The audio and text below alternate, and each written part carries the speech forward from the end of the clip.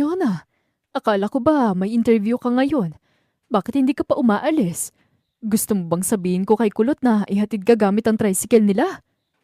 Ani ng kanyang lola. Umiling siya bilang sagot. Hindi na po kailangan, lola. Pupunta na lang po ako sa sakayan ng jeep. Hinawakan nito ang kanyang muka at inayos ang buhok niya na may kaunting tumatakip sa kanyang muka. Hindi niya maiwasang mapangiti dahil sa ginagawa nito.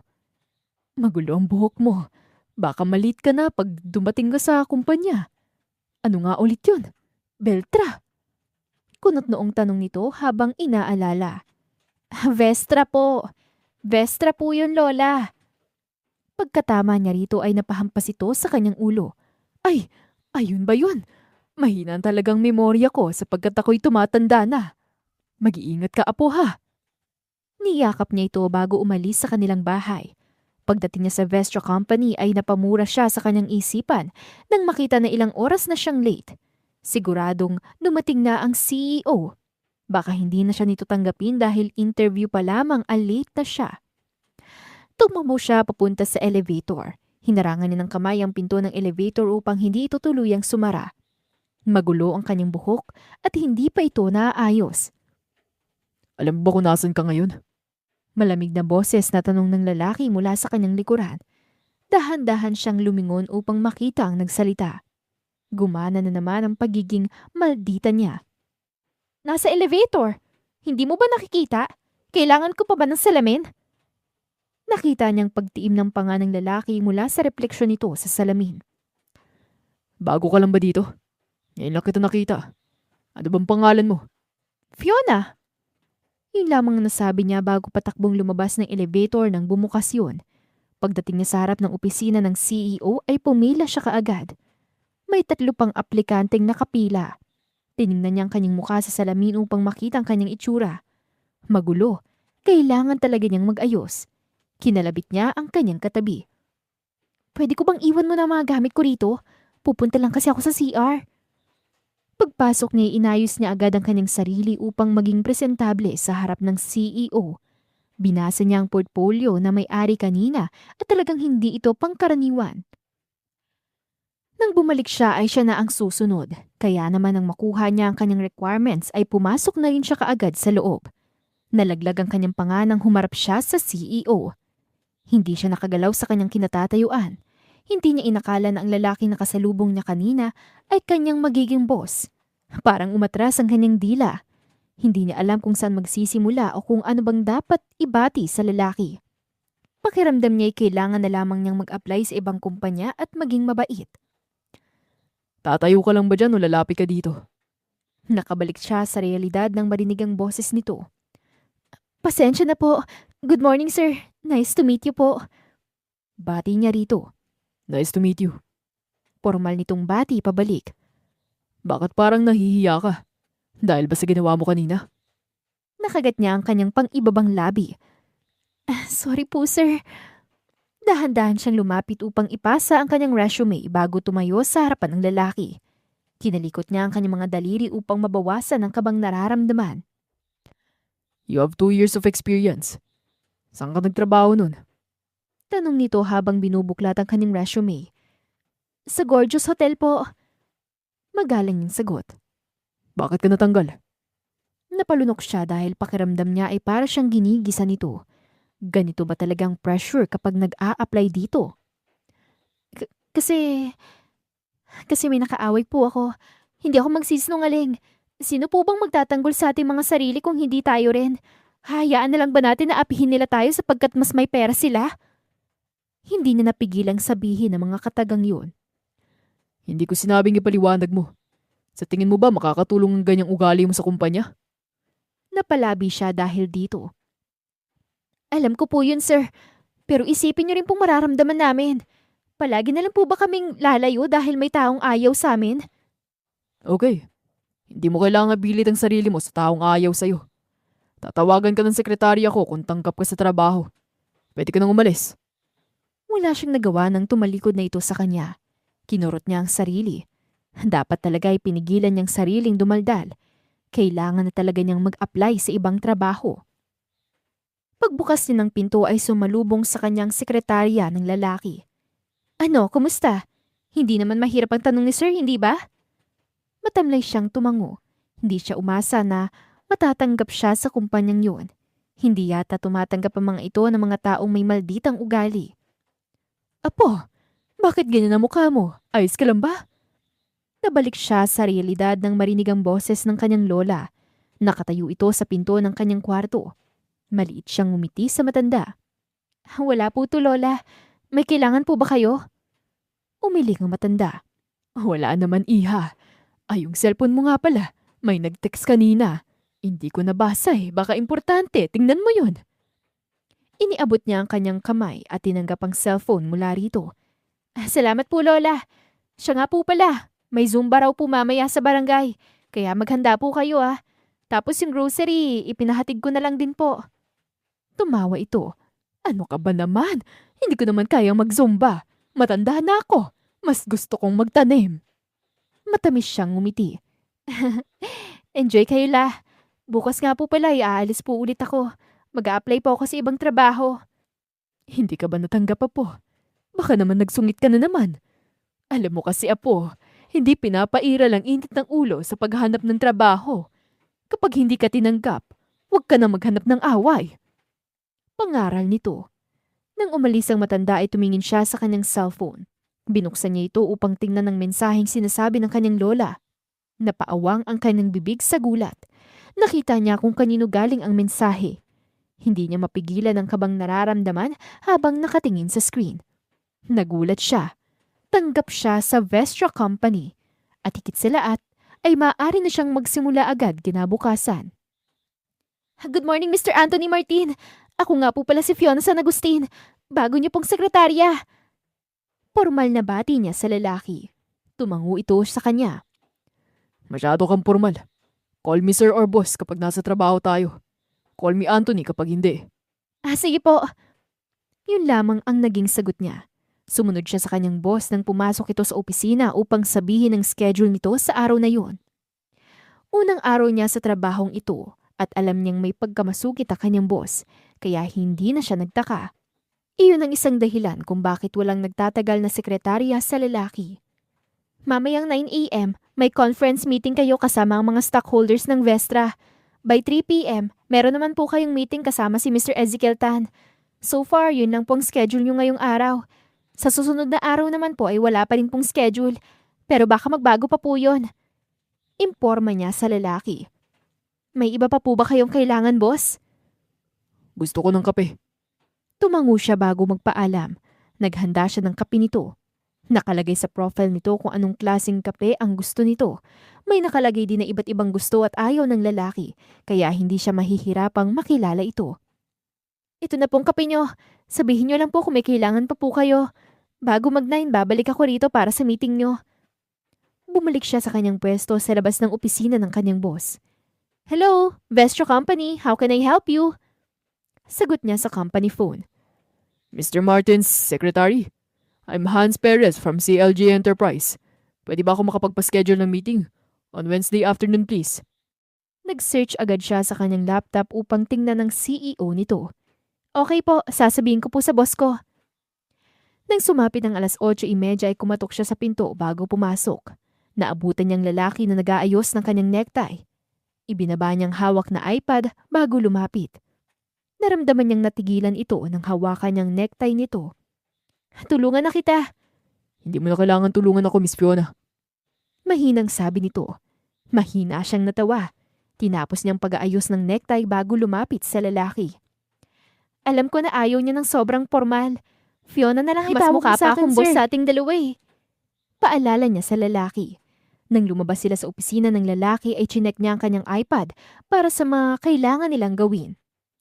May mga deadline silang kailangan ma-achieve. Sir, nakatanggap pala ako ng tawag mula sa sekretarya ng CLG Enterprise. Gusto raw nila na makausap kayo. Gusto ko lang humingi ng approval bago ako mag-set ng schedule. Sabi mo sa kanila na marami akong ginagawa. Kaya punong schedule ko sa loob ng 1 buwan. Malamig na sagot nito. Wala sa sariling tumango siya. Hindi na siya nag-aksaya ng oras para umalma dahil ito naman ang kanyang boss. Hindi niya pa rin malimutan ang ginawa niya nung una nilang pagkikita. At ayaw na niyang madagdagan pa ang kahihiyang nagawa niya. Kapag may call o message galing sa kanila, i-decline mo agad. Sabihin mo na hindi ako tumatanggap ng meeting. Dagdag pa nito, dumalo silang dalawa sa meeting na yon. Pasensya na sir, nasira kasing laptop na gagamitin sa presentation. Pero kinukuha na po ng sekretaryo ko yung spare. Naramdaman niya ang kaba ng head ng marketing department. Seryosong tumingin ang boss niya sa lalaki. Hindi ba dapat bago kami dumating dito ay ayos na ang PowerPoint nyo? Lahat ng tao ay busy. Importante ang oras na lumilipas. Huminga siya ng malalim. Nakita niyang paglunok at pagyuko ng lalaki. Sorry po sir, masagahan po namin sa susunod. Kung may susunod pa. Malamig na sagot ng boss niya. Napahigpit ang kanyang paghinga. Totoo talagang bukod sa masungit ay ruthless din ang lalaki. Nanginginig na pinagdaop ng lalaki ang kanyang mga palad. Bigyan niyo pa po ako ng isang pagkakataon sir. Hindi namin inaasahang mangyayari to. Sasagot ulit sana ang boss niya nang tumikim siya. Kaya nakuha niyang atensyon ng dalawa. Sir, bigyan mo naman sila ng isang pagkakataon. Mamaya pa ang meeting niyo. 1 oras lang kayong maghihintay. Hahayaan mo bang tanggalin ng isa sa mga pinakamagaling niyong empleyado dahil lang sa oras? Buong lakas niyang sabi. Tinaasan siya ng kilay nito. Miss, hindi ba bagal ang oras para sa'yo? Kaya ang kailangan mong gawin ay tumahimik. Pinutol niyang sinasabi ng lalaki. Totoong hindi ba bagal ang oras para sa akin? Pero ang mga taong kailangan niyo ay may mga pangangailangan din po. 2023 na. Kailan pa tayo magbabago? Sir, nandito na po yung laptop niyo. Patakbong lumapit ang isang babae. May hawak itong bag ng laptop at mumati sa kanilang dalawa habang mahinang humahangos. Ayusin na po namin, sir. Salamat po. Mabilis na umalis ang head ng marketing department. Tinanaw niya ang grupo nito na mabilis ang mga galaw upang ayusin ang PowerPoint. Kapag hindi magandang presentation nyo, magsimula ka na sa pag-alis mo. Sambit ni Anthony. Palihim siyang ngumiti. At least, nakatulong. Seryoso rin siyang nakinig sa presentation ng mga ito. Maganda ang kanilang naisip at nakatanggap din yun ng papuri mula sa ibang investors. Tumingin siya sa boss niya upang makita ang reaksyon nito. Ngunit seryoso lamang ito at walang naging puna hanggang sa matapos sila. That's all. We, the marketing department, will always take an action. Palihim siyang nag-thumbs up sa lalaki nang tumingin ito sa kanya. Isang maliit na ngiti ang naging tugon nito. May tanong ba kayong gustong linawin? Pwede kayo magtanong para mas maintindihan nyo. Nagbigay ang iba ng kanilang clarification questions. Naging maayos na natapos ang kanilang meeting kahit kanina ay nagka-aberya. Kung ikaw ba naman ay bibigyan ng pangalawang pagkakataon ay talagang gagalingan mo. Meeting adjourned. Nagsimula ng umalis sa mga tao, pati na rin ang mga board members at investors. Anong masasabi niyo, sir? Kinakabahang tanong ng head ng marketing habang tahimik na nakaupo ang kanilang boss. Fine. Sa susunod lang. Maaga pa lang ay maghanda na kayo. Hindi pwedeng pinaghihintay ang lahat. Wala nang konsiderasyon sa susunod. Dapat matuto kayo sa nangyari ngayon. Hindi niya napigilang mapangiti. Nakaka-proud pakinggan. Tumango ang buong marketing department at nagpasalamat dito. Gagawin namin, sir. Thank you so much po. Ginala nitong paningin sa bawat isa. Good job. Pagkatapos ng meeting ay bumiyahe silang dalawa papunta sa isang restaurant. Doon kasi nila imi-meet si Mr. Ezekiel Tan. Maaga silang dumating. Wala pa silang lunch pero wala yatang bala kumain ang boss niya. Excuse me, sir. Pukaw niya sa atensyon nito. Order what you want. Baka sabihin mong ginugutom kita. Babayaran kong order mo. Natahimik siya. Ganun ba kahalata na gusto niya nang kumain? Tinaas niya ang kamay upang makuha ang atensyon ng waiter. Anong gusto mong kainin, boss? Tanong niya habang nakatingin sa menu. Napakamahal na mga pagkain. Ang presyo ay katumbas na ng pagkain nila sa loob ng 1 linggo. Pumili ka ng gusto mo. Huwag mo ko intindihin. Hindi pa ako nagugutom. Kakain na lang umamaya. Napalabi siya. Tinuloy niyang pag-order ng pagkain at ipinagsawalang bahala ang masungit niyang boss. Busy ito sa laptop kaya lumamo na siya at dahil libre nito ay umorder siya ng mga gusto niya. Pero may limitasyon pa rin. Minsan lang talaga siya maging walang hiya. Sir, may nag-message pala sa akin. Yung financial department. Kung napirmahan niyo na raw po ba yung budget para sa hotel? Nakalagay yun sa table ko. Nasa green folder. At yung sa finance naman po para sa sweldo. Napirmahan ko na. Kunin mo mamaya sa table ko. Ipasa mo rin sa iba. Gumawa ka ng spare. Lalo na't ang importanteng papeles yun. Ilagay mo sa cabinet ko. Tumango siya. Kunin mo sa akin ng susi kapag ilalagay mo. Yung visitation din po pala, sir. Humugot ito ng malalim na hininga at itinigil ang pagtipa bago marahang tumingin sa kanya. Miss Fiona, hindi mo kailangang itanong sa akin palagi. Arrange my schedule. Yun ang trabaho mo. Nang dumating ang kamiting ng kanyang boss ay hinintay niya ito habang may inaayos sa kanyang laptop. Napapalingon siya sa tuwing may lalapit na waiter sa mga ito. Isa pang ikinagulat niya dahil palagi rin may hinahati na pagkain para sa kanya kahit naman hindi siya umuorder. Bago mong sekretarya? Napatayo siya nang makita sa harap niya ang kanyang boss at ang kamiting nitong si Mr. Ezekiel Tan. Bumati siya rito. Good afternoon po, sir. Nakita niyang pagtaas ng kilay ng kanyang boss. Oo, sekretarya ko. Kaya wala kang pakialam sa kanya. Tapos ng meeting, pwede ka nang umalis. Malamig nitong sagot. Tinawanan nito ni Ezekiel. Cool. Wala pa nga akong ginagawa na iinis ka na agad sa akin. Gusto ko lang makilala ang bago mong sekretarya. Sa tingin ko, iba nga siya. Anong ibig sabihin ng naiiba? Alam mo ba kung paano gumamit ng baril? Prangkang tanong nito. Napaawang ang kanyang labi. Mabilis ang mga sumunod na pangyayari at nakita na lamang niyang nasa sahig na si Mr. Ezekiel Tan. Isang malakas na suntok ng boss niya ang nagpatumba rito. Akmang susuntukin pa ulit ito, ngunit mabilis niyang hinatak ang boss niya palayo. Kumalma ka, sir! Huwag kang mag-iskandalo rito. Pinagtitinginan na tayo ng mga tao, oh. Awat niya rito habang handang-handa na itong makipagsuntukan. Huminga ito ng malalim kaya binitawan niya. Niluwagan nito ang kanyang necktie bago tumingin sa kanya. Let's go. Sinayang mo lang oras ko. Huwag mo na ulit siya kakausapin. Hindi siya nakakatulong sa'yo. Isipin mo, nagbibiro lang naman siya kanina. Patak mo siyang humabol sa lalaki. Ano bang ibig nitong sabihin? Hindi siya nito sinagot, bagkus ay pumasok ito sa sasakyan kaya wala siyang nagawa kundi ang sumunod. Naging tahimik ang buong biyahe nila hanggang sa makabalik sa kumpanya. Kahit kating-kati na itanong ay minabuti na lamang niyang itikom ang kanyang bibig. Gabi na nang makauwi siya sa kanilang bahay. Marami silang trabahong tinapos at hindi rin magandang mood ng boss niya pagbalik nila. Kamusta ang trabaho mo? Nagkibit balikat siya. Maayos naman, Lola. Maraming trabaho pero magandang sweldo. Siya nga pala, may dala po akong pagkain. Kumain na po kayo. Kumain ka na rin. Hindi ako kakain hanggat hindi ka kasama. Saglit itong tumahimik bago muling nagsalita. Siya nga pala, pumunta rito yung dati mong boss. Dumagundong ang kaba niya sa narinig. Po? May sinabi po ba siya? May ginawa ba siya sa inyo? O sinaktan ka ba niya? Nag-aalalang tanong nito. Pinitik ng matanda ang kanyang noo. Hindi si Waldo, si Mrs. Jill. Bumisita at nagdala ng mga grocery. Miss na raw niyang makikain sa atin. Unti-unting kumalma ang puso niya. Ang akala talaga niya ay si Waldo dahil kilala ito sa pagiging tuso at baka madamay ang kanyang lola kapag nagtatago siya sa lalaki. Malaking atraso nila sa isa't isa kaya ganoon na lamang ang nararamdaman niyang takot na baka mahanap siya nito. Kapag nakita niyo si Waldo, sabihin niyo agad sa akin. Lilipat agad tayo. Agad na tumango ang matanda. Maliit itong ngumiti. Oo naman. Tsaka tutulungan ako ng kapitbahay natin. Binabantayan nila palaging labasan. Bawal pumasok ang hindi taga rito. May guard na rin pala dyan. Wala sa sariling lumapit siya sa matanda upang yakapin ito ng mahigpit. Agad din naman siyang niyakap nito pabalik. Maaga siyang pumasok kinabukasan upang maunahan ang boss niya.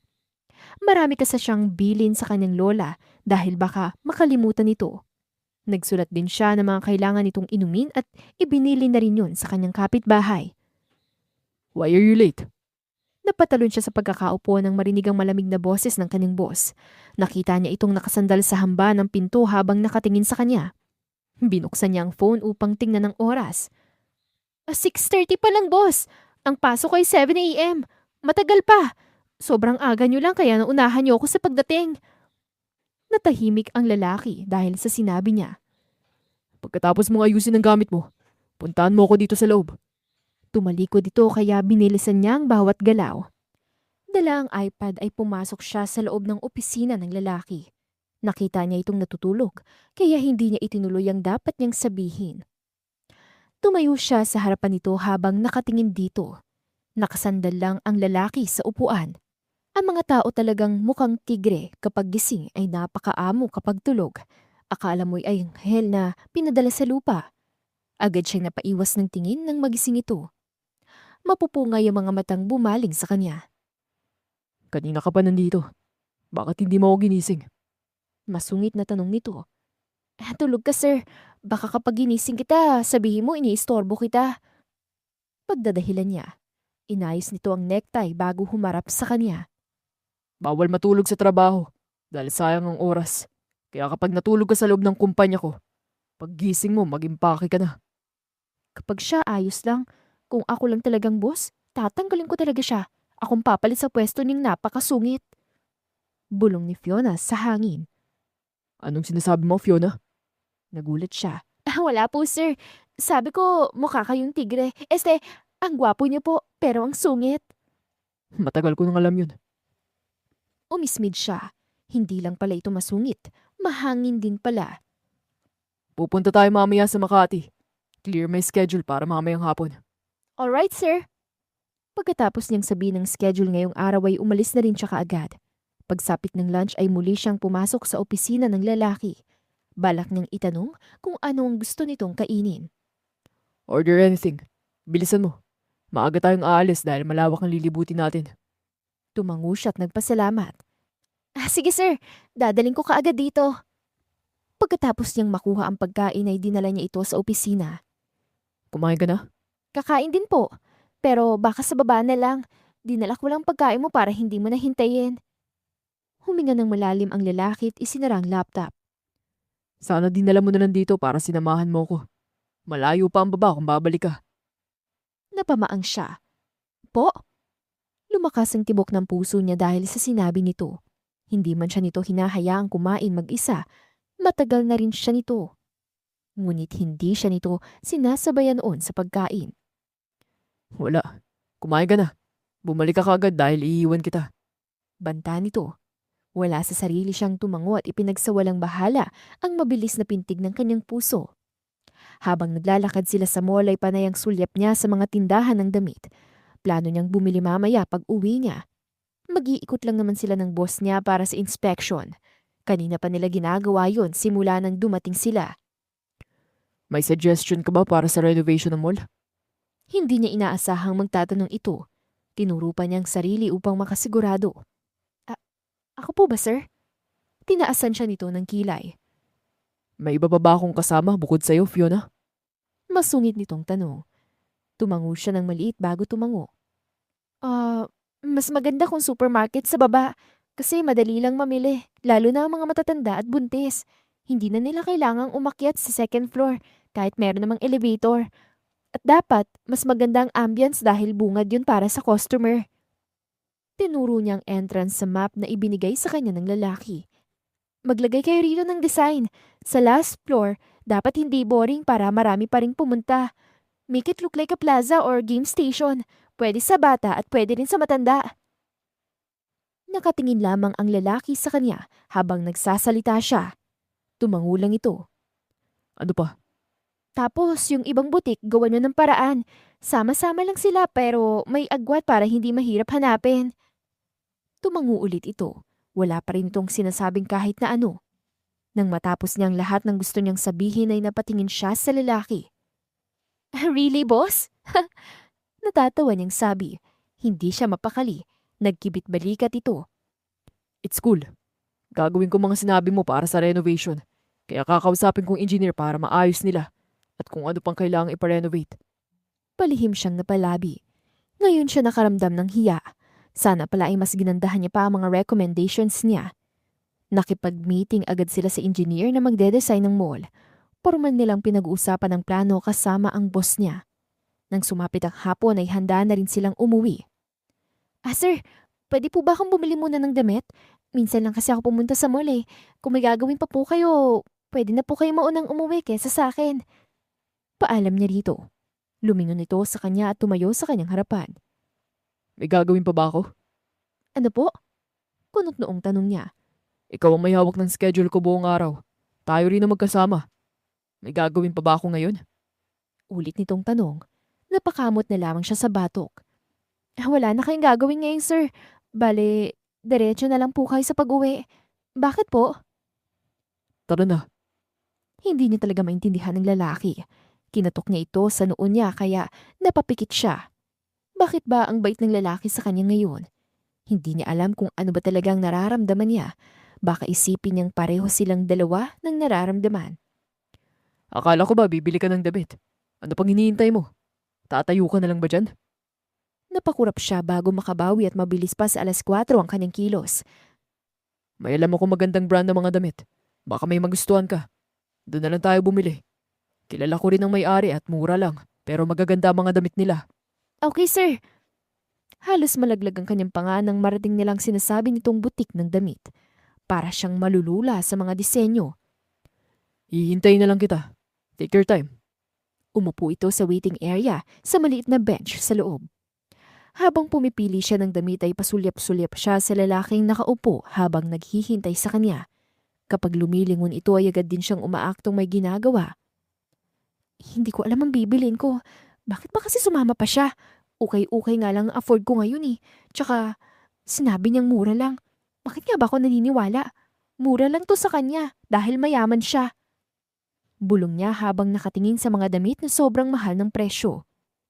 Magaganda lahat pero halos kalahati ng buwan ng sweldo niya ang presyo ng mga ito. Susulyap sana ulit siya sa lalaki nang makita niya itong nakaharap sa kanya. Napahigpit ang kanyang paghinga dahil sa lapit nila sa isa't isa. Kailangan mo magtago. Huwag kang lalabas hanggat hindi ko sinasabi. Hinila siya nito papunta sa fitting room at nagpatianod naman siya kahit naguguluhan. Ang akala niya siya lamang ang magtatago. Mas lalo siyang nagulat nang pati ito ay pumasok sa loob. Narinig niyang ingay ng mga tao sa labas. Naguguluhang bumaling siya sa lalaki na hindi gumagawa ng ingay. Noong mawala ang mga lalaki ay binitawan siya nito. Nakapili ka na ba? Umuwi na tayo pagkatapos mo. Sino ba yung mga lalaki kanina? Ikaw ang may-ari nito. Bakit kailangan mo magtago sa kanila kung nasa teritoryo mo naman sila? Mas nakakagalaw sila ng maayos. Kapag gumawa ako ng mali, marami ang madadamay. Tapos ka na bang pumili? Tapos na. Ipapadala ko sa opisina mong manapili mo. Kailangan na nating umalis.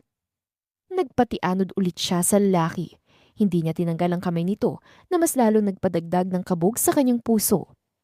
Bantay sarado sila ng mga tauhan nito hanggang sa maihatid siya nito sa harap ng karinderya. Noong pumasok siya kinabukasan ay kinilatis niya ang kanyang boss. Bumalik ito sa normal. Suwabe ang naging araw nila. May meeting ito mamayang 3:00 pero hindi siya nito isinama.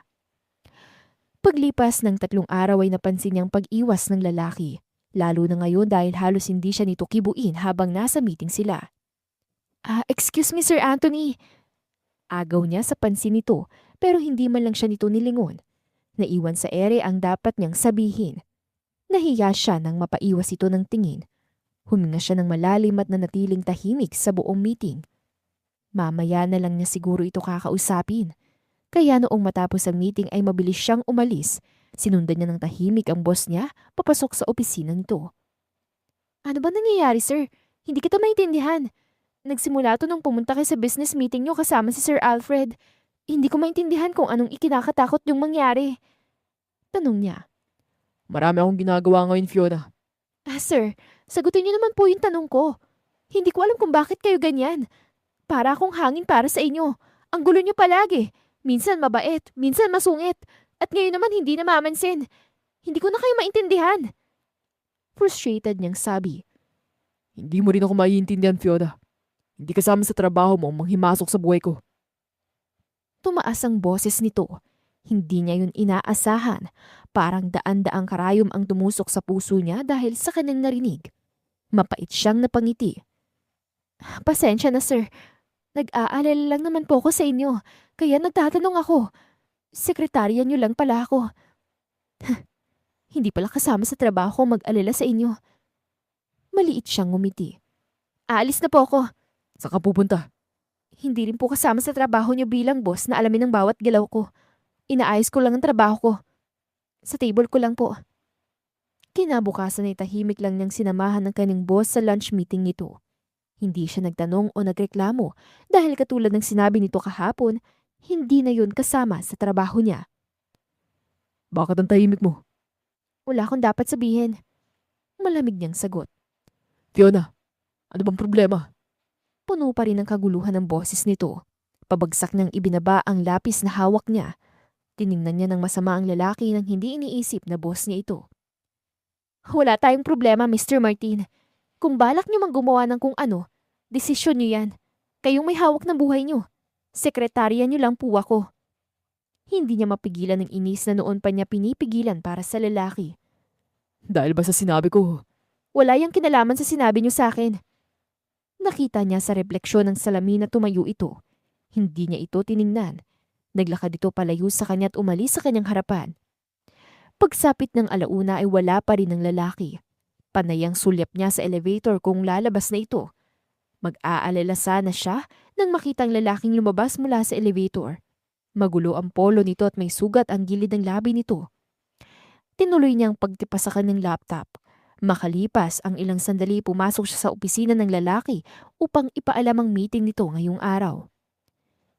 Sir, at 2 p.m. po, may signing of contract kayo. Pinutol ng lalaki ang sinasabi niya. Hindi mo ba ako tatanungin kung ayos lang ako? Kung kaya ko ba magtrabaho? Kung kailangan ko ng gamot? Huminga siya ng malalim. Hindi yan kasama sa trabaho ko bilang sekretarya niyo. Pinagpatuloy niyang pagbabasa ng schedule nito. May contract signing kayo sa bago niyong project at may 4 na meeting kayo sa isa niyong investor ng Vestra. Fiona, hindi ganun ang ibig. Nakangiti siyang bumaling sa lalaki. Pinatay nito ang laptop at tumayo pagkatapos ay niyakap siya. Anong hindi niyo ibig sabihin? Huwag kayo magkalala. Hindi niyo kailangang magpaliwanag sa akin. Ginagawa ko lang ng maayos ang trabaho ko. Hindi ko gustong sabihin yun. Wala kayong masyadong schedule bukas. Sa Sabado pala ay day off ko. Hindi ako papasok. Bumagsak ang balikat nito na para bang natalo sa isang laban. Hindi na maipinta ang itsura nito. Handa na sana siyang umalis pero hinawakan nito ang kanyang kamay. Napapitlag tuloy siya. Iningat niya ang tingin sa lalaki na nangungusap ang mga mata habang masuyong nakatingin sa kanya. Fiona, makinig ka. Hindi ko gustong sabihin yun. Alam ko nag-aalala ka lang para sa akin. Masaya ako.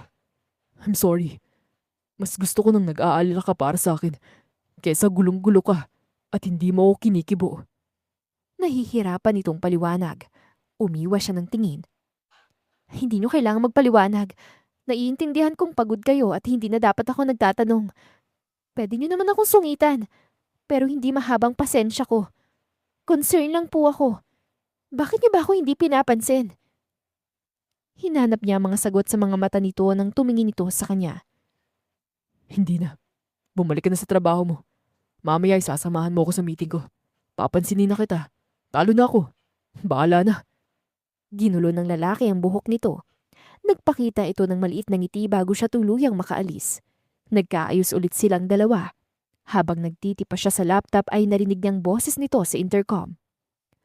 Pwede ka bang mag-set ng schedule ko with Mrs. Alexander Smith? Tila tumakas ang lahat ng dugo sa kanyang katawan dahil sa sinabi nito. Mrs. Alexander Smith? Kumpirma niya. What's wrong?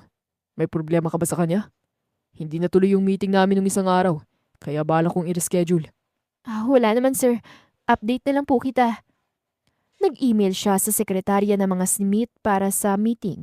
Mabuti na lang at madali niya itong nagawa dahil hinihintay din pala nila ang meeting. Noong sumapit ang araw ng pagpupulong ay hindi siya pumasok. Ayaw niyang makita ang mag-asawang Smith. Kaya naman umabsent siya sa araw na yun. Pinaulanan siya ng text messages ng boss niya. Fiona, nasan ka na? Kanina pa kita hinihintay. Malilate na tayo. Pasensya na boss. Hindi ako makakasama. May sakit ako ngayon. Pwede bang ikaw na lang makipag-meeting? May sakit talaga ako eh. Hindi ko kayang sumama sa inyo. Pagsisinungaling niya habang nag-aayos ng kanyang kwarto. Iniwasan niyang makagawa ng ingay dahil baka mabuko siya. Narinig niya sa kabilang linya ang malalim nitong pagbuntong hininga. Babawasan kong sweldo mo. Napapikit siya. Bawasan niyo na lang po, sir. Hindi ko kasi kaya. Parang mabibiyak ang ulo ko sa sobrang sakit. Lalo na kapag tatayo ako. Wala akong maitutulong sa inyo kapag nagpumilit ako. Dagdag niya. Sana sinabihan mo ko, Miss Fiona. Alam mo bang isang oras na ako naghihintay sa'yo? At ngayon sasabihin mo sa akin na hindi mo kaya? Umirap siya sa hangin. Kung hindi lang dahil sa kamiting nito ay hindi niya kailangang umarte. Sorry na po, sir. Maingat niyang iniangat ang study table niya. Gaano ba kasakit? Gusto mo bang papuntahan kita dyan ng doktor ko? Biglang naging mahinahon at kalmado ang boses nito. Ano, ayos lang po ako. Uminom na ako ng gamot. Tanggi niya. Kapag pinuntahan siya ng private doctor ng lalaki ay malalaman nitong nagsisinungaling siya. O siya sige, magpahinga ka na muna. Sabihan mo ko agad bukas kung hindi ka makakapasok. Huling sinabi nito bago siya nagpaalam. Panay ang hampas ni Anthony sa manibela ng ibaba ang tawag. Nag-aalala siya para kay Fiona. Kanina pa siya naghihintay sa babae at hindi niya akalaing may sakit ito. Nang makarating siya sa venue ng meeting ay agad niyang nakita ang mag-asawang Smith. Nakangiti siyang nakipagkamay sa mga ito. Mabuti naman at hindi ka busy ngayon. Biro ni Mrs. Smith. May pinuntahan kaming branch ng hotel sa Makati noon. Kaya hindi ako nagkaroon ng oras para makita kayo. Kaya pinatawagan ko agad ang sekretarya niyo para mag-set ng bagong schedule. Formal niyang sagot. Umiling si Mr. Smith. Ayos lang sa amin. Ayos ka lang ba? Mukhang hindi ka mapakali. May kaunting problema lang tungkol sa sekretarya ko. Siguro ay may gusto ka sa kanya, no? Ano nangyari sa kanya? Umiling siya, tumawa. No. May sakit siya ngayon kaya hindi nakapunta. Huwag na natin siya pag-usapan. Tumawa ang mag-asawa. Umayos siya ng upo dahil sa maliit na hiya na nararamdaman. Inayos niyang kanyang necktie bago tumikim. Tungkol na sa kumpanyang pinag-uusapan nila. Tanghali na noon nang matapos ang meeting at agad siyang pumunta sa opisina. Binabad niyang sarili sa trabaho para makalimutan ng sekretarya niyang may sakit. Kasalanan mo talaga to, Fiona. Noong sumapit ang gabi ay nagpasya siyang puntahan nito. Kapag hindi niya yung ginawa ay mas lalo lamang siyang mahihirapan. Noong sumapit ang gabi ay napagpasyahan naman ni Fiona na lumabas upang bumili ng pagkain. Naisipan na lamang niyang bumili ng makakain sa malapit na karinderya. Ate, pabili po ng ulam. Itong adobong manok, tsaka fried chicken, at tsaka po yung chop suey. Sumunod naman agad ang nagtitinda. Naupo siya sa bangko habang naghihintay ng kanyang order. Nakaharap siya sa kalsada. May sakit ka pala, Miss Fiona. Agad siyang napatayuan ng marinig ang pamilyar na boses mula sa kanyang kaliwa. Hindi naman ang boss ko, hindi ba? Mahinang dasal niya. Napaawang ang kanyang bibig nang makita ito sa kanyang harapan. Hindi mo raw kayang tumayo dahil sa sobrang sakit ng ulo mo. Sarkastiko nitong dagdag. Hindi niya akalaing nakatayo ang lalaki sa harap niya. Suot pa nito ang formal nitong corporate attire. Unti-unti itong naglakad palapit sa kanya. Pilit siyang ngumiti at itinago ang mukha sa suot niyang hoodie. Boss, akala ko may pupuntahan ka. Bakit ka nandito? Kakain ka rin ba? Pinaulanan niya ng tanong ang lalaki upang mabawasan ang kabang nararamdaman niya. Napalunok siya nang tumayo ito sa kanyang harapan. Kailangan pa niyang tumingala dahil mas matangkad ito kaysa sa kanya. Kinaltukan siya nito sa ulo na siya namang ikinagulat niya. Babawasan ko talagang sahod mo dahil sa ginawa mo ngayong araw, Fiona. Nag-alala ako para sa'yo kaya ako nandito. Hindi ko naman inaasahan na makikita kitang nandito. Puno ng talimang boses nito pati na ang mga mata. Napalabi siya habang nakangisi. Sorry na po, boss. Maiintindihan mo lang ako in the future. Libre na lang kita ng dinner. Pero hindi pang social to, ah. Tinaasan siya nito ng kilay. Hindi mo ako madadala sa suhol mo, Fiona. Alam mo bang hirap ko doon habang wala ka? Iniisip ko kung okay ka lang. Huwag na kayo magalit sa akin, sir. Sinama niya ito pauwi sa bahay nila. Nakita niya na sinusuri nito ang paligid nila at bigla siyang nahiya na isinama pa niya ito. May kasikipan kasi ang daan nila at marami ring tambay. Palagi kang naglalakad dito? Tumango naman siya. Oo, wala namang ibang daan eh. Mababait naman ang mga yan. Matagal na kami rito kaya walang nangyayari sa akin. Paniniguro niya. Pareho silang nagulat nang bumungad sa kanila ang nakita nilang pagkabukas niya ng pinto. Lola! Ano nangyari sa inyo? Agad siyang tumakbo palapit sa kanyang lola at kinalagan agad ang pagkakatali rito. Mahigpit niya itong niyakap matapos tuluyang makalaya. Tatawagan ko mga tauhan ko para bantayan ang bahay niyo. Ipapahanap ko rin na may gawa nito. Narinig niyang sabi ni Anthony. Maliit na ngumiti ang kanyang lola. Pumunta si Waldo dito. Galit na galit sa'yo, apo. Gusto kanyang makita. Hindi ko sinabi sa kanya kung nasan ka. Matanda na ako. Kapag pinatay niya ako, mas pinadali niya ang buhay ko. Binitawan niyang matanda at tinignan ito ng masama. Lola, hindi ako papayag. Kayo na lang ang meron ako. Nawala na sa akin ang lahat. Hindi ko hahayaan na mawala pa kayo. Hahanapin ko si Waldo. Hindi ko siya mapapatawad. Puno ng talim ang kanyang boses. Mas sumiklab ang galit na nararamdaman niya. Minsan na siyang nagkamali. Yun ang pagkatiwalaan ng kapatid ni Waldo. Hanggang ngayon ay hinahabol pa rin siya ng mga ito dahil sa pagkawala ni Wish. Pero hindi niya pagsisisihan ang pangyayaring yun. Kung hindi sila na aksidente noon na naging dahilan ng pagkamatay nito, ay para na rin siyang nasa impyerno. Baliw na si Wish. Baliw dahil sa pagmamahal sa kanya. Tutulungan kita, Fiona. Ako maghahanap sa kanya. Sisiguraduhin kong pagbabayaran yung ginawa sa lola mo. Nilingon niya si Anthony at maliit siyang ngumiti rito. Kapag lumaban kayo, mas lalo lang lalaki ang gulo. Baka madamay ka pa, Fiona. Bumalik ka na sa inyo. Hindi ako babalik, Lola. Mag-iingat ako. Sa akin nagsimula ang lahat ng to at sa akin din magtatapos. Tutulungan kita, Fiona. Lola, babantayan ko siya at aalagaan para sa inyo. Naramdaman niyang pagluhod ni Anthony sa tabi niya. Inabot nito ang kanyang kamay at hinawakan niyo ng mahigpit. Thank you. Tinulungan silang dalawa ng lalaki na tumayo. Kahit nakapagpahinga na ang kanyang lola ay nasa sala pa rin ito tahimik na naghihintay. Sorry po sa abala, boss. Hindi ka pa ba uuwi? Lumalalim na ang gabi. Kailangan mo na rin pong magpahinga. Maaga pa ang pasok bukas. Tumabi siya ng upo sa binata. Ayos lang ako. May mga tauhan ako sa labas at sila magbabantay sa iyo at sa lolo mo. Kapag bumalik ulit ang lalaking gumawa nun kanina, pwede ko bang makuha ang pangalan niya at muka? Hindi yun mo naman kailangan gawin yun. Binayaran mo sila para bantayan ka, hindi kami. Ang dami nila para bantayan ako. Tama na para sa akin ng isa. Ibawas mo na lang sa sahod ko. Salamat umuwi ka na. Magkita na lang tayo bukas sa opisina. Don't mention it. Good night, Fiona. Ngumiti siya ng matamis. Good night, boss. Salamat sa tulong mo. Ingat ka sa pag-uwi Iti-text kita pag nakauwi na ako. Natigilan ito at napakunot noo.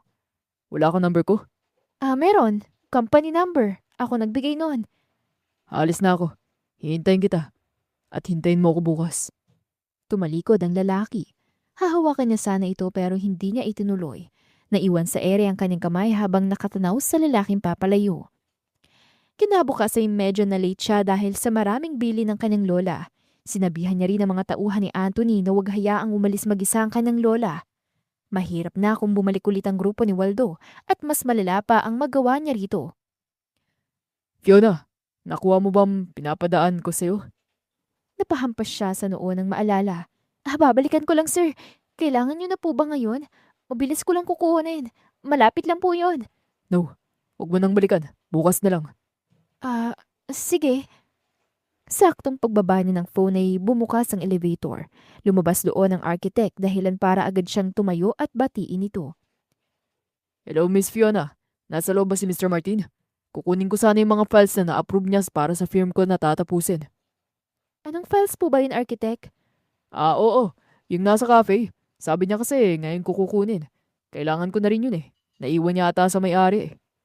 Naalala niyang sinabi ni Anthony na hindi na yun kailangan. Scam talaga. Sorry architect, hindi ko pa nakukuha eh. I-inform ko siya. Mag-usap na muna kayo sa loob. Kukunin ko po kasi sa cafe. No, ayos lang. Kakausapin ko na lang siguro si Mr. Martin habang naghihintay sa'yo. Alright. Tumalikod siya. Kumatok siya ng 3 beses bago binuksan ang pinto. Sumilip siya at nakita ang lalaki na nakatutok sa laptop. Good afternoon, sir. Nandito si architect at gusto ka raw niyang makausap. Agad niyang kinuha ang atensyon nito. Don't worry, sir. Kukunin ko na lang yung file sa cafe. Huwag na kayang gumawa ng paraan. Malapit lang naman yon. Papapasukin ko na po siya. Pasok na po kayo, architect. Ihahabol ko na lang po ang files niyo. Pauwi na siya at yakap ang mga files. Abot langit ang kanyang ngiti dahil hindi mawala sa isip niya ang mukha ni Anthony kanina. Huli pero di kulong. Bulong niya sa sarili. Napatigil siya nang makitang nasa harapan niya. Lumingon siya sa paligid ngunit wala ni isang tao. Siya lang at ang lalaking tinatakbuhan niya. Napaatras siya habang patuloy na lumalapit si Waldo. Nakapaskil sa labi nito ang nakakalokong ngisi. Ang tagal kitang hinanap, Fiona. Sa tingin mo ba matatakasan mo ko? Kahit saan ka magtago, hahanapin kita. Hindi ako titigil hanggat hindi mo pinagbabayaran ng impyernong ginawa mo sa kapatid ko. Galit nitong sigaw. Kasalanan niyang nangyari. Balak niya akong kidnapin. Pero lumaban ako para sa sarili ko. Baliw na ang kapatid mo! Mas lalong nagdilim ang mukha nito. Dahil sa'yo. Ang tagal ka na niyang gusto pero hindi mo siya pinagbigyan para mapatunayan yung pagmamahal niya sa'yo. Bakit? Huminga siya ng malalim. Pilit niyang pinapakalma ang sarili dahil mas lalo lamang siyang masasaktan. Sana ay dumating si Anthony para iligtas siya. Matagal na niyang alam na hindi ko siya gusto. Bayad ko na ang lahat, Waldo. Umalis ka na! Sinubukan niyang kumalma. Hindi siya nagpakita ng emosyon nang tutukan siya ng baril ng lalaki. Natatakot siya para sa kanyang buhay. Hindi. Kasalanan mo ang lahat. Akala niya'y katapusan na niya. Napapikit siya nang makarinig ng putok ng baril. Pinakiramdaman niyang sarili at hinintay ang sakit na dulot ng bala. Nang ilang minuto nang wala siyang nararamdaman ay dahan-dahan siyang nagmulat ng mata. Napaawang ang kanyang bibig nang makita si Waldo na nakabulagta sa sahig at naliligo sa sariling dugo. Nangangat siya ng tingin. Nagtama ang mga mata nila ni Anthony. Naglakad ito palapit sa kanya habang hawak ang baril. Sinaktan ka ba niya? Sana tinawagan mo ko. Mabuti na lang at sinabi sa akin ng kaibigan ko. Paano na lang kung nahuli ako, Fiona? Puno ng pag-aalala nitong nilapitan siya. Hindi ako tumawag kasi naiwan ko yung phone ko. Hindi ko alam na nandito siya. Nahanap niya ako. Mahigpit siyang niyakap nito. Kaya ayaw kitang lumabas mag-isa eh. Hindi ka niya malalapitan ulit. Nandito na ako, Fiona. Katulad ng pangako ko sa lola mo. Poprotektahan kita habang nabubuhay ako. Sa kabilang banda ay iritang tiningnan ni Anthony ang kakapasok lang na babae. Ngayon pa lang ito pumunta. Hindi mo ba nabasa ang message ko? Bumungad sa kanya ang babae nang makapasok ito sa loob ng opisina. Nagkibit-balikat naman ito. I'm busy, architect. Akala ko kung sino lang nag-message sa akin. Ang layo pa ng cafe nito. Pupuntahan pa niya yun. Tinignan niya ang babae ng masama. Wow, Anthony. Akala ko secretary mo lang siya. Pero ito ngayon, ganyan ka umakto. No wonder kaya pinapabalik mo ko. Dahil ayaw mo siyang mapagod. Tinawanan siya nito na ikinairita niya. Hindi lang siya sekretaryo ko. Talagang pumunta ka ba rito para inisin ako? Umikot ang upuan nito paharap sa kanya. Ano ka ba? Hindi pa rin ako makapaniwala na ikaw yung unang na-inlove sa inyong dalawa. Ang cringe! Huminga siya ng malalim at pinigilan ng inis. Kung hindi lang talaga ito kapatid ni Ace ay baka pinalipad na niya ito palabas. Natigilan siya nang marinig ang cellphone niyang may tumatawag. Walang pagdadalawang isip na kinuha niya ito nang makita ang numero ng private investigator. Itong nagbabantay sa galaw ni Waldo. Boss, nandyan ba si Miss Fiona? Nakita ko kasi si Waldo na umaaligid sa labas ng Vestra. Nawalang dugo sa kanyang mukha dahil sa pag-aalala. Kumiyom ang kanyang kamao at lumipad ang isip niya sa kalagayan ni Fiona. Mabilis pa sa 4:00 na kinuha niyang baril sa ilalim ng mesa at nanglalaki ang mga mata ni Venice nang makita ang ginawa niya. Anong gagawin mo? Gulat pa ring tanong ng babae. Kailangan ako ng sekretarya ko. Tawagan mo ang kuya. Sabihin mo na magpadala siya ng mga tao at bantayan ang buong area malapit sa kumpanya ko. Utos niya bago umalis. Lakad-takbo ang ginawa niya. Tumaas ang dugo niya nang makita ang lalaking tinatawag na Waldo ni Fiona. Nasa harap ito ng babae habang hawak ang baril. Narinig pa niya ang sigaw ni Fiona. Matagal na niyang alam na hindi ko siya gusto. Bayad ko na ang lahat, Waldo. Umalis ka na! Kinasa niya ang baril. Nakita niyang handa na itong pumutok kaya inunahan na niya ito. Inasinta niya si Waldo. Naligo ito sa sariling dugo. Mahigpit naman niyang niyakap si Fiona para hindi nito makita ang dugo ang katawan ng lalaki. Kaya ayaw kitang lumabas mag-isa. Hindi ka na malalapitan pa ulit. Nandito na ako. Katulad ng pangako ko sa lola mo. Poprotektahan kita habang nabubuhay ako. Hinalikan niya ito sa noo. Matapos niyang masiguro ang kalagayan ni Fiona ay tinawagan na niyang kaibigang makakatulong sa kanya. Kailangan ko ng tulong mo. Walang intro-intro ng sabi, pagkasagot pa lang nito ng tawag. Naka-duty ako ngayon. Ang sungit ni ma'am. Hindi talaga magandang ideya na maging bodyguard. Ano ba nangyari? Kailangan kong linisin mo ang ginawa ko kanina. Lahat ng ebidensya. Maasahan mo ang tulong ko. Ako nang bahala maglinis sa gulong ginawa mo. Huminga siya ng malalim at dumako ang tingin kay Fiona na tahimik na nakaupo sa sofa sa loob ng opisina niya. Noong maibaba na niya ang tawag ay nilapitan niya ito. Gusto mo bang pag-usapan natin? Gusto mo bang daling kita sa doktor? Ayos ka lang ba, Fiona? Umiling ito. Kampante siyang hindi na mauulit ang nangyari. Nasaan ka, boss? Pupuntahan ba kita sa bahay niyo? Late ka na sa office. Kanina pa ako naghihintay sa'yo. Masungit niyang bungad nang sagutin nito ang tawag. Busy ako, Fiona. Hindi ako makakapasok sa office ngayon. Nag-leave ako ng 1 week dahil may importante akong gagawin. Ano? Marami kang gagawin ngayon? May kailangan kang pirmahan. Nasa schedule mo rin ang meeting mo with the investors. Wala ka sinabi sa akin na magli-leave ka. Tumaas ang boses niya. Bakit kasi biglaan? Chill. Isang araw lang ako mawawala. Ikaw na munang bahala sa kumpanya. Tawagan mo ako kapag may problema. Pumikit siya. Fine. Ako na bahala. Ihanda mo na para bukas ang tambak mong trabaho. Narinig niyang tawa nito bago niya ibinaba ang tawag. Ginawa niyang makakaya niya para matapos ang trabaho. Tinapos niya mga files para pirmahan na lamang ng lalaki kinabukasan. Pagpasok niya sa opisina ng kanyang boss ay bumungad sa kanyang tahimik na paligid. Inayos niyang opisina nito. Aalis na sana siya ng matabig niyang folder na nakalagay sa mesa nito. Agad na kumalat ang mga laman nito. Napakunot-noot siya na makita ang larawan niya. Tila may nag-udyok sa kanyang tingnan ng iba pang laman ng brown envelope.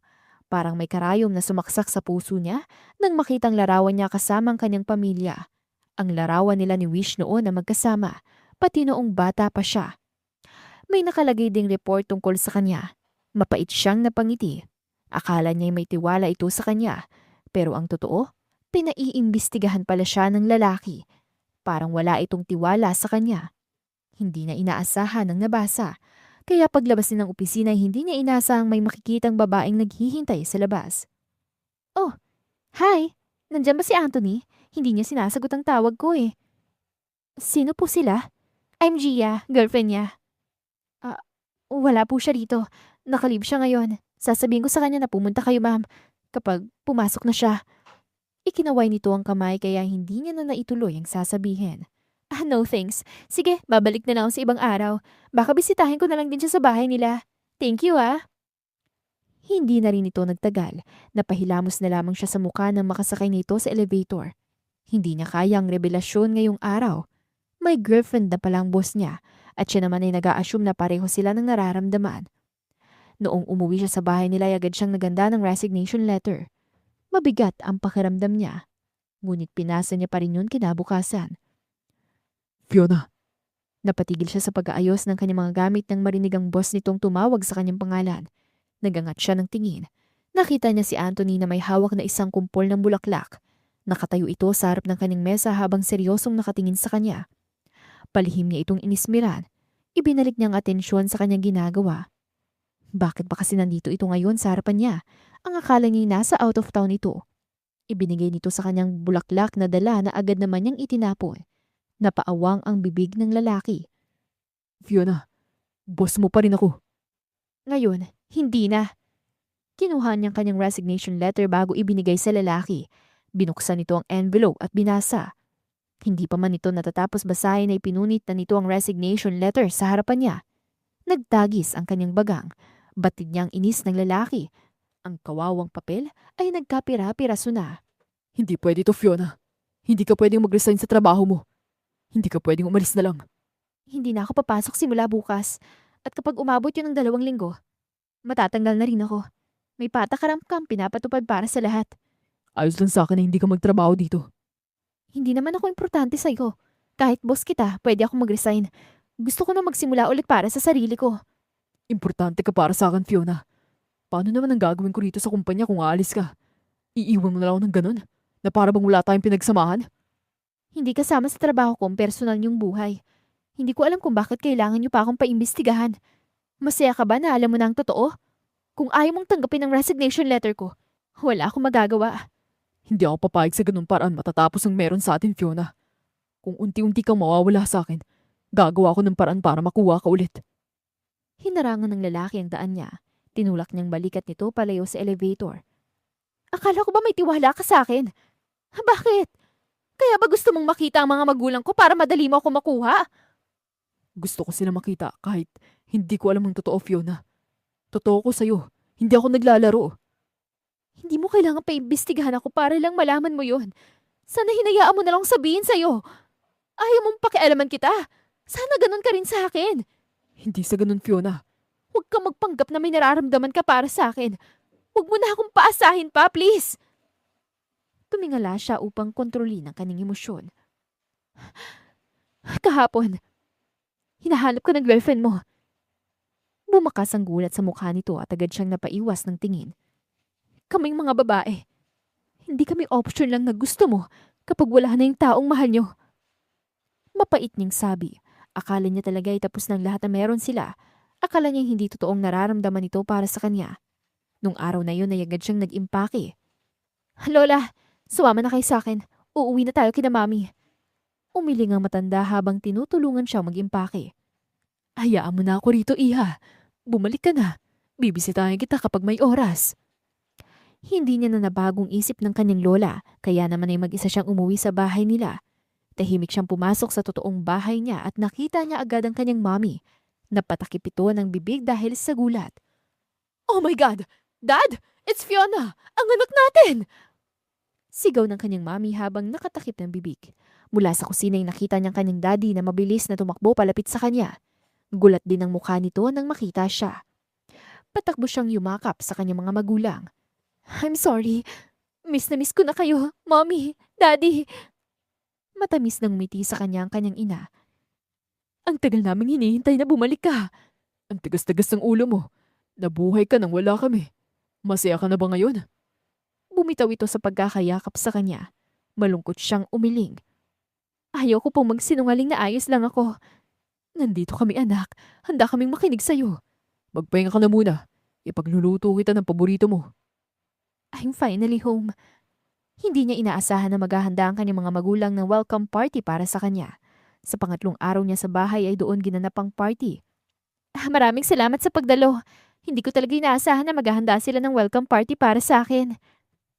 Sa gitna ng pagsasalita niya, hindi niya inaasahan ang pagpasok ng isang lalaking umagaw sa kanyang atensyon.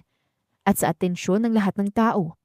Naglalakad ito sa red carpet habang suot ang blue overall suit.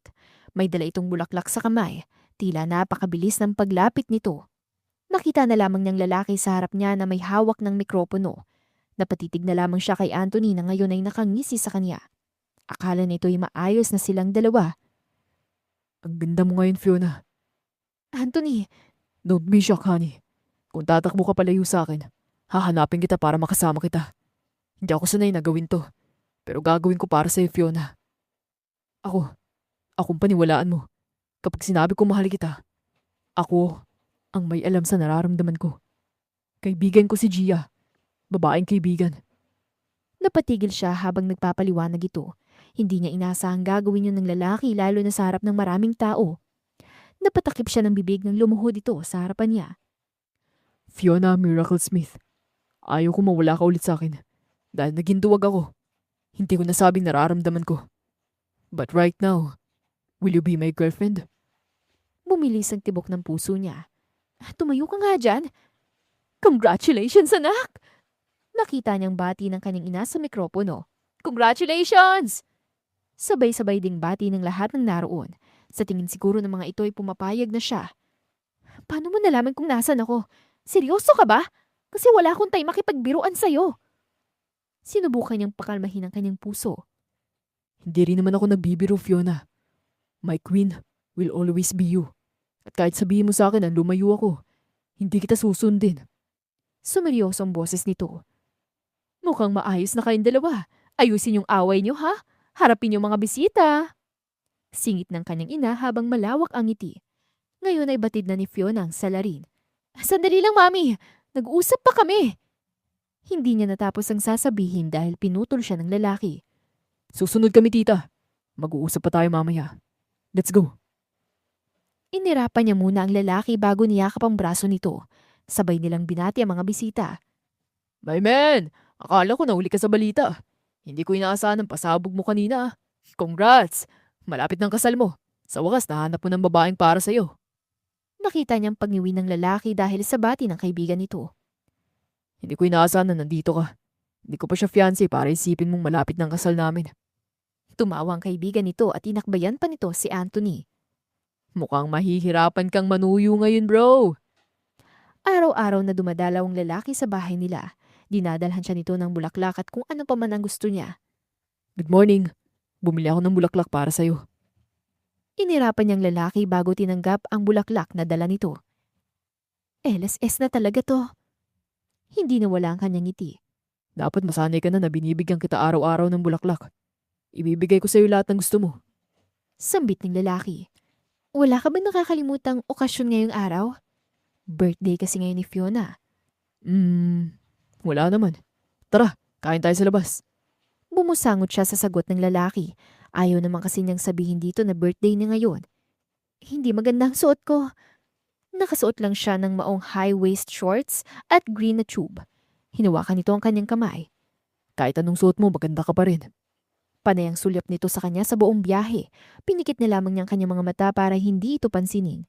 Pagdating nila sa restaurant ay nakangiting pinagbuksan siya nito ng pinto. Agad siyang bumaba at niyakap ang bulaklak na ibinigay nito sa kanya kanina. Anthony, anong ibig nitong sabihin? Gulad niyang tanong nang makita ang nasa loob. Happy birthday, Fiona. Siyempre, hindi ko makakalimutan ng araw na espesyal para sa'yo. Sana magustuhan mo.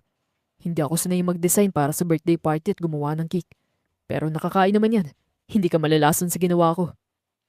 Naiiyak siyang lumapit sa lalaki. Hindi niya inaasahang sorpresa nito. Para sa kanya, napakaganda ng design na ginawa nito. Natawa siya nang mapatingin sa cake. Hey, huwag mong tawanan. Nakakaya. Thank you, Anthony. Ang ganda ng ginawa mo. First time kong maranasan ng ganito. Alam kong hindi ka sanay pero naghanda ka para i-surprise ako. Ayos na sa akin na nandito ka pero nag-effort ka pa ng ganito. Maraming salamat ah. Hindi niya napigilan ng yakapin nito. Hinalikan nito ang kanyang noo. Basta para sa'yo. Gagawin kong lahat. Alam mo ba kung hindi ka pumasok sa buhay ko? Sigurado akong hindi ko pa alam kung saan patungong buhay ko. Ang gulo ng mundo ko eh. Hindi mahirap pumasok sa buhay mo. Unang araw pa lang naiinis na ako sa'yo. Ngayon alam ko na kung bakit. Hindi ka masamang tao. Sadyang nilang ang tingin nila sa'yo. Halos hindi siya makagalaw nang hawakan nito ang kanyang pisngi. Sa mga mata nito ay nakita niyang walang pagdududang pagmamahal na nararamdaman nito para sa kanya. Lumipas ang 3 taon ay nakasal na silang dalawa. Ngayon ay buntis naman siya sa panganay nilang anak. Nakatitig siya sa lalaki habang nagluluto ito. Agad siyang napapikit ng sumidhi ang sakit sa kanyang tiyan, lalo pa nang biglang pumutok ang kanyang panubigan. Anthony, manganganak na yata ako! Mahinahong sambit niya habang nakahawak sa tiyan. Natigilan ng lalaki at agad na napalingon sa kanya. Bakit ka umihi, mahal? Sana sinabi mo sa akin para nadala kita sa CR. Huminga siya ng malalim at pilit na pinakalma ang sarili. Manganganak na nga ako! Hindi ako umihi! Pumutok ng panubigan ko! Hindi ko na talaga kaya! Dali mo na ako sa ospital! Dali-dali siyang binuhat nito. Roger, ianda mo ang sasakyan. Kailangan nating pumunta sa ospital. Bilisan mo! Agad namang tumalima ang guard para kunin ang kotse. Panay ang malalim niyang paghinga dahil sa sobrang sakit. Para siyang nangihina. Nang pumarada ang sasakyan ay napamaang siya nang iwan siya nito. Nauna ang lalaki na pumasok sa kotse, dahilan para mapahawak siya sa ulo. Mas lalo pang dumagdag ang sakit na nararamdaman niya. Hindi niya akalaing ganito ang magiging reaksyon ni Anthony. Lumabas ka nga dyan, Anthony! Kailangan na nating pumunta sa ospital. Mas sumasakit pang ulo ko sa'yo eh! Sigaw niya rito. Maya-may nakita niyang lumabas ito. Hinampas niyang mukha ng lalaki. Hindi pwedeng ngayon pa ito magiging lutang. Maingat siyang binuhat nito pasakay sa kotse. Sandali lang, mahal. Malapit na tayo sa ospital. Mahigpit niyang hinawakan ang braso nito. Doon siya kumuha ng lakas. Ganito pala kasakit mga anak. Naramdaman niyang paghaplos nito sa kanyang likod. Baby, malapit na tayo. Behave ka lang. Baka masasaktan na si Mommy. Nang dumating sila sa ospital ay mabilis silang nilapitan ng doktor. Pinadiretso na sila sa labor room dahil malapit nang lumabas ang panganay nila ni Anthony. Malapit na, Mrs. Martin. Mas malakas pa. Nakikita ko ng ulo ng bata. Humigpit palalo ang pagkakahawak niya sa tela. Huminga siya ng malalim at hinugot ang buong lakas at malakas na napairi. Nangihina siyang bumagsak sa ospital bed nang marinig niyang pag-iyak ng anak nila. Congratulations, Mrs. Martin. It's a healthy baby girl. Maliit siyang ngumiti bago siya tuluyang nilamon ng kadiliman. Nang magising siya ay naramdaman niyang paghaplos sa kanyang pisngi. Nang imulat niya ang kanyang mga mata ay bumungad sa kanya ang mukha ng kanyang asawa na nakangiti. Nasaan si baby? Mahina nitong tanong. Dadalhin siya rito mamaya ng nurse. I'm so proud of you, mahal. Ang ganda-ganda ng anak natin. Maingat siya nitong niyakap. Masaya siya. Masayang masaya sa pagdating ng angkel sa buhay nila. Sisiguraduhin niyang mapupuno ito ng saya at pagmamahal. At dyan na po nagtatapos ang ating kwentong pinamagatang My New Boss is a Mafia. Mafia Series 1 ni Astros. If you like the story, please don't forget to like